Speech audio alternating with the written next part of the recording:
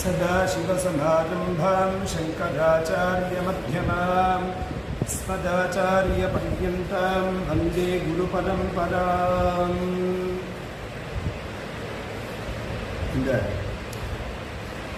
ட்ரஸ்டின் மூலமாக சுமார் 100 வருஷத்துக்கும் மேலாக ஆதிசங்கர ஜெயந்தி உற்சவம் நடந்துருக்கு. அதில் 100வது வருஷத்துலேருந்து ஆரம்பித்து ஆதனக்கோட்டையில் பிரதி மாதம் ஆர்திரா நட்சத்திரத்தில் ஒவ்வொரு வேத பாராயணம் 4 மாதத்துக்கு ஒரு வேதம் அப்படிங்கிற மாதிரிக்கு ஒரு வருஷத்தில் 3 வேத பாராயணமும் சம்பூர்ணமாக ஆகியிருக்கு. அந்த ரீதியில் 4 வருஷம் சதுர்வேத பாராயணம் பூர்த்தியாகி இந்த வருஷம் 105வது வருஷம் இந்த சதுர்வேத பாராயணத்தில் மாசாந்திர ஆர்திரா நட்சத்திர பாராயணத்தில் இந்த திருவாதிரை நட்சத்திரத்தில் ருக்வேத பாராயணம் இன்றைய தினம் பூர்த்தியாகுது. யாவத் வர்ண விபாகோஸ்தி யாவத் வேத பிரவர்த்ததே சந்நியாசஞ்ச அக்னிஹோத்திரஞ்ச தாவத் குர்யாத் கலோ யுகே அப்படின்னு நமக்கு தர்மசாஸ்திர கிரந்தங்கள் அநேக கிரந்தம் இருக்குது. அதில் தர்மசிங்குன்னு ஒரு கிரந்தம், அதில் கடைசி பக்கத்தில் இந்த ஒரு ஸ்லோகம் இருக்குது. எத்தனை காலம் இந்த லோகத்தில் வேத சப்தங்கள் இருக்கோ அத்தனை காலம் இந்த லோகமாக சுபீக்ஷமாக இருக்கும் அப்படின்னு சொல்லப்படுறது. அப்படி இந்த வேத சப்தங்களை காப்பாற்ற வேண்டியது நம்ம எல்லாரோட கடமை.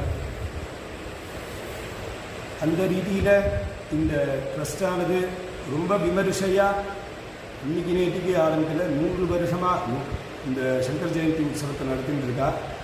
வேத பாராயணம் நடந்துருக்கு. அதில் முன்னாடி சொன்னது போல் 105வது வருஷம் அந்த ஆர்திரா நட்சத்திர பாராயணம் இங்கே நடந்துருக்கு. இதில் இன்னொரு விசேஷம் எனக்கு சொல்லணும்னு தோணித்து, அதுக்காக தான் இந்த வீடியோ போடுறோம். எல்லா இடங்கள்லேயும் வேத சப்தம் நிறைஞ்சிருக்கணும், அப்படி தான் பழைய காலத்தில் இருந்தது. இன்றைக்கி நாம் நிறையா ஒரு மெட்ரோ சிட்டிஸில் வேத பாராயணங்களை கேட்கலாம். பிரசித்தமான ஒரு ஸ்தலங்களில் நமக்கு 108 சிவஸ்தலம் இருந்தாலும் மிஞ்சி போனால் ஒரு 5-6 பிரசித்தமான ஸ்தலங்களில் இல்லை காவேரி டெல்டாவில் உள்ள க்ஷேத்திரங்களில் நமக்கு வேத பாராயணங்கள் நடக்கிறது. ஆனால் எத்தனை இடத்துல அக்ரஹாரம் இருந்ததுன்னு நமக்கு யாருக்கும் டேட்டா தெரியாது. ஆனால் அந்த மாதிரி எத்தனை இடங்களில் அக்ரஹாரம் இருந்ததோ அத்தனை அக்ரஹாரங்கள்லையும் வேத பாராயணம் நடந்துன்னு இருந்திருக்கு. அந்த மாதிரி நம்மளோட ஒரு லைஃப் ஸ்டைலை திருப்பி ரீஜென்ரேட் பண்ணோம் அப்படிங்கிற ஒரு ரீதியில் இந்த இடத்துல, அதாவது ஆதனக்கோட்டை அப்படிங்கிற ஒரு கிராமத்தில் இந்த ட்ரஸ்டுக்காரா சங்கராலயம் அப்படின்னு ஒரு பவனத்தை நிர்மாணம் பண்ணி அந்த இடத்துல இந்த ஆர்திரா நட்சத்திர பாராயணம் நடந்துருக்கு. சங்கர் ஜெயந்தி உற்சவமும் சமீப காலமாக இங்கே தான் நடத்திட்டு இருக்கா. இந்த விஷயம் ரொம்ப சந்தோஷமாக இருக்குது. இதுக்கு அதாவது கிராமங்கள் வரைக்கும் நாம் வேதத்தை கொண்டு வரணும். கிராமத்துலேருந்து தான் ஆரம்பிச்சது. ஆகையினால இன்றைக்கி ஹைடெக் சிட்டிஸில் நடக்கிறத விட கிராமங்களில் நடக்கணும் அப்படிங்கிறது எல்லாரோட எதிர்பார்ப்பாகவும் இருக்குது. அது சில நேரம் நாம் நினைக்கலாம், ஆனால் அதுக்கு நேரம் கைகூடாது.